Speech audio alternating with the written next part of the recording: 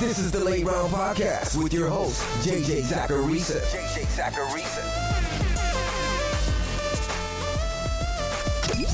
What's up, everyone? It's JJ Zacharisa, and this is episode 656 of the Late Round Fantasy Football Podcast, sponsored by FanDuel. Thanks for tuning in. I have a few things I need to talk about before getting into today's mailbag questions. First, I want to give a shout out to the Establish the Run podcast. The podcast is free and it's hosted by two legends in the fantasy space, Adam Levitan and Evan Silva. You probably remember them from their time at RotoWorld. Establish the Run episodes are quick, fun, and packed with analysis. They cover fantasy news and reactions, rankings, how to bet player props, best ball, and more. I think it's a great compliment to the Late Round Fantasy Football Podcast because it's more conversational in nature, and they cover topics that I might not cover. I'm a longtime listener, and I can vouch that they know what they're talking about. So check out the Establish the Run podcast anywhere you listen to podcasts. Also, don't forget to sign up for FanDuel Fantasy. For users who have yet to make a deposit on FanDuel Fantasy, you can deposit today to receive 2 free entries. All you have to do is deposit a minimum of $10 into your FanDuel DFS account, and you'll be instantly rewarded with 2 free vouchers. Be sure to deposit now and play for free. Head over to FanDuel.com or download the FanDuel Fantasy app today. Eligibility restrictions apply. Go to FanDuel.com or download the FanDuel app for more details. And then one last thing. A couple of weeks ago, I talked about how I totally understand that not everyone can purchase a copy of the Late Round Draft Guide. You may not be interested in it, which is fine, but not everyone has $25 to spend on something like that. I've got to obviously make a living, but I completely understand that times are not always easy. There was a listener named Sam that messaged me after that episode and wanted to donate 4 late round draft guides to people who haven't had an opportunity to check it out. Those 4 guides are now available, and I'll be giving them away to the first 4 people who email me at podcast@lateround.com. And please, I just ask that if you already have a guide or if you're planning on buying it, don't send an email asking for one of the 4 guides. Sam really wants to give them to people who just may not be able to purchase it right now for whatever reason. So feel free to email podcast@lateround.com, and if you're one of the first 4 people to do so, I'll send you a copy of the guide. And you can do it totally anonymously too. That's totally fine. Sam just wants to give back and thought that this was a great way to do that. And I'm very thankful for him and his generosity. The first question this week is from @YoPendleton. It says, what is the most overlooked stack? So I can tell you that one of the stacks that I've gotten a lot this year is Justin Fields and Cole Kmet. Fields is someone who came on strong last year, and we know the rushing component for quarterbacks is big in fantasy football. During his final 4 games that he finished last year, he scored no fewer than 16.9 points, and he averaged almost 20 points per game. Those are low-end QB1 numbers. And he was averaging 8.5 rushes per game during that stretch. So if he improves as a passer in year 2, it's not hard to imagine him giving us QB1 numbers. And Kmet is someone who could lock in a 20% target share in that offense, and that's been a target share seen by top 10 tight ends consistently in fantasy football. And you can get both guys in the double-digit rounds. I also don't mind going the Trevor Lawrence route along with some of the Jags pass catchers like Christian Kirk and Evan Ingram. Obviously, there's a lot of variance there, given Lawrence had a really miserable rookie season. But I've said it before on here that he's bound to be way better in touchdown rate this season. And if the coaching staff clicks, then the offense might be better than expected. And then I also got to shout out the Giants because I've been talking about how their offense is going to be better this season than it has been over the last 2. But I've done enough drafts to where I've stacked most teams in most situations in some way. Those are just some of the ones that I've gravitated towards. The Jets are another one. It's just teams that have cheap options all around, and if the offense ends up hitting in some way, then they're all going to exceed expectation. This next question is also from Twitter. It's from @LorneySizzle. It says, given your ambiguous wide receiver theory, is T. Higgins someone you should avoid? As Chase will be a first-round pick, and Higgins will likely be in the 3rd or 4th round. So I doubt that he's going to be in the 4th round. He does get drafted in the 3rd, but the 4th round, probably not. But regardless, I actually got this question from multiple people this week, and I wanted to use this time to clear something up. The answer is no. Remember, everything that I talked about on the ambiguous wide receiver core episode and the episode earlier this week, it has nothing to do with early round picks. It's middle and late round picks that I analyzed. So don't use that criteria to justify fading someone like Allen Robinson. And definitely not T. Higgins. The criteria laid out was for middle and late round picks only. The next question is from Patreon. It's from ya boy JD. What's good, JJ? Thanks for putting together great content for us. Who are you most worried you're wrong about this year? Either fading someone who could prove you wrong or putting a lot of eggs in a basket that could easily bust. I think there's a lot of variability with Kadarius Toney. I've been talking about him for months on here, and his ADP has risen a good bit since my initial take about him in redraft. I like Kadarius Toney this season. He definitely hit a lot of great thresholds that we want from rookie wide receivers. He had a 17% target share per game rate. That's only been hit by 47 other rookie wide receivers who have played 8 or more games since 2011, or 4 to 5 rookie wide receivers per season. And many of those wide receivers are very good. He had a 2.1 yards per route run rate. The only rookies since 2011 to hit that mark have been Tyreek Hill, Odell Beckham, Doug Baldwin, Justin Jefferson, AJ Green, Jamar Chase, AJ Brown, Julio Jones, and Juju Smith-Schuster. That's an unbelievable group. He was targeted per route at the second highest rate that we've seen from a rookie wide receiver since 2011. The only player targeted at a higher rate per route run was Tyreek Hill. He's also now a second-year wide receiver. And I talked about that earlier this week. That's the demographic that you want to target in the middle rounds. There's a lot to like about Kadarius Toney, but there's a new regime, and that regime did not draft him.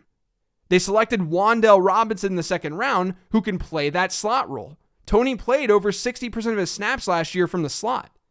And there's been some random off-the-field type rumors about him being available for trade. He's just someone that popped into my head with this question because I do think that at his price point, he is well worth the cost. There's a lot of upside there. There's a chance that he's a really good wide receiver, or he turns into one. But I recognize the downside for a prospect that seemed overdrafted and lacked a good production profile. He wasn't Henry Ruggs bad as a first-round pick, but he did have a negative stat score in my model, which is typically not a good sign. So I recognize the downside with Kadarius Toney, but I'm still drafting him everywhere. I just recognize that there's a wide range of outcomes here. This next question is from Twitter. It's from @FFootballPolls. It says, what round should we draft J.K. Dobbins knowing he might not be ready week 1 or at full strength? I have Dobbins at about ADP right now in best ball drafts. So before you get to the Josh Jacobs, Elijah Mitchell type tier. But overall, I have him lower than where Fantasy Pros ADP has him. And that ADP is pulling from a lot of different sources that aren't best ball. Chances are I'll end up being a little bit underweight on J.K. Dobbins this year. It's not just the injury either. I do think the injury is somewhat of a concern though. From everything that I've read, it's iffy if he's going to be ready for week 1. That's according to not just Rap Sheet in that report earlier this week, but also Dr. Edwin Porras over on fantasypoints.com. We just have to wait a little bit to see where he's at. I just still worry about what I've always worried about with J.K. Dobbins, and that's the pass catching ceiling. The Ravens are likely going to be more run heavy this year. That limits volume through the air, obviously. I talked about that on the team regression episode 649. That means in order for a player like Dobbins, or even Rashad Bateman, in order for a player like Dobbins to see a lot of raw volume, he needs a higher target share. But Baltimore under Lamar Jackson has not targeted their running backs heavily at all. During his 3 years as starter, the Ravens have ranked 31st, 25th, and 29th in running back target share. And remember, that's on fewer pass attempts.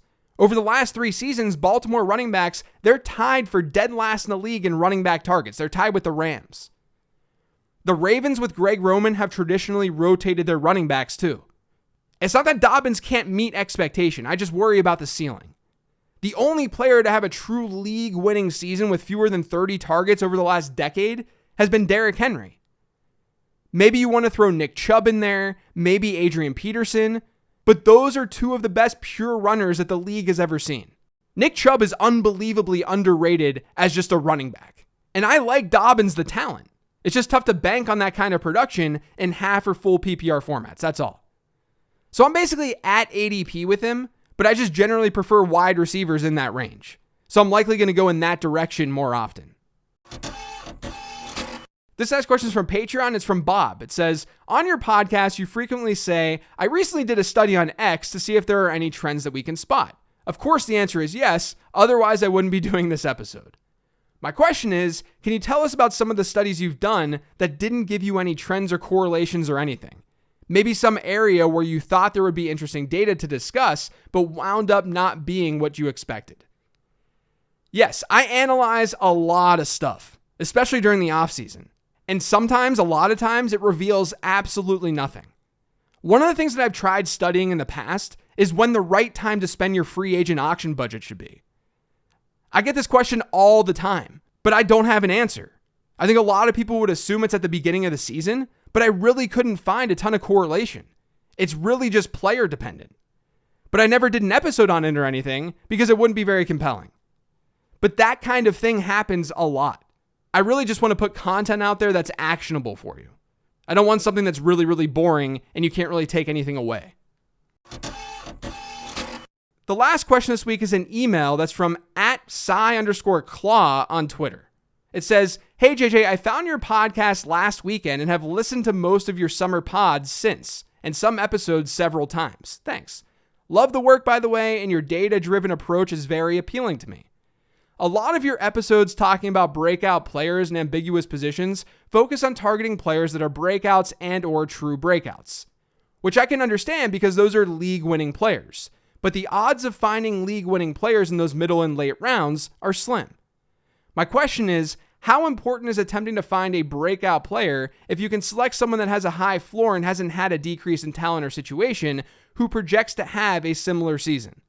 Specifically, Adam Thielen and Cordero Patterson are ranked 78th and 85th on Fantasy Pros.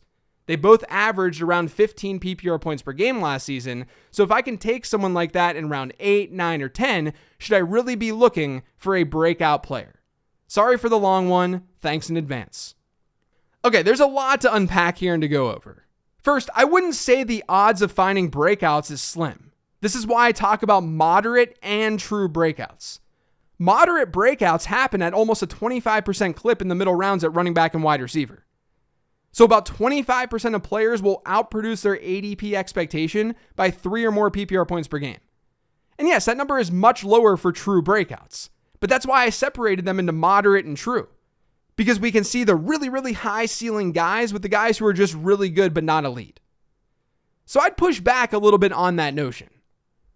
The second thing to remember is that when I'm referring to breakouts, I'm not actually talking about players who have never done it before. I'm just talking about players who really exceeded expectation. If an older player who's on the wrong side of his age curve ends up doing really well, he can still be a breakout player. Like Adam Thielen can still be a breakout player this year. But I disagree with the overall premise here, and maybe this will shed some more light to those studies. You mentioned Adam Thielen and Cordero Patterson as two players who averaged 15 PPR points per game last year. And then their situations didn't change, and now they're going a lot later. Why not just draft them and not worry about breakouts? Well, I'd say their situations did change. Thielen has a whole new coaching staff, and he's another year older. Patterson's also another year older, and he has a brand new quarterback situation. He's also got completely different competition in his backfield. It's totally okay to think that Adam Thielen and Cordero Patterson are good picks right now. But it's just important from a process standpoint to not just take what happened last season and place it in the current season, because things always change. If you were guaranteed 15 PPR points per game from Adam Thielen and Cordero Patterson this year, at that ADP that you cited, sure, get them. I looked over on Fantasy Pros myself, and in PPR formats across multiple platforms, Thielen has an ADP of 72, Patterson, he's at 77. At those price points, if both guys were able to hit 15 points per game, then they'd both end up as moderate breakouts. So yeah, you should draft them there if that's your projection. If you think they're going to score that many points, go ahead and draft them. I think there's historical evidence to show that they shouldn't be projected to score that many, but I don't want anyone to be confused here. The goal is to get players who really exceed expectation. I don't care what those players look like. I'm just trying to score fantasy points. But I'm trying to give you the tools. I'm trying to provide some trends to help you figure out who those players might be. And if those tools and trends lead you to Patterson or Thielen, what have you, that's fine. I think a lot of the trends show that they won't break out, but if your process leads you to them and you think they're going to score that many fantasy points per game, draft them. This show is not about me giving you the answers. This show is about me teaching you a process. Now that's going to do it for today's show. Thanks to all of you for listening. If you've yet subscribed to the Late Round Fantasy Football Podcast, make sure you are by searching for it pretty much anywhere podcasts can be found. And don't forget to follow me on Twitter at Late Round QB. Remember to check out lateround.com to purchase the Late Round Draft Guide, join the Patreon, subscribe to the newsletter, all that good stuff. Thanks for listening, everyone. Enjoy your weekend. I'll talk to you next week.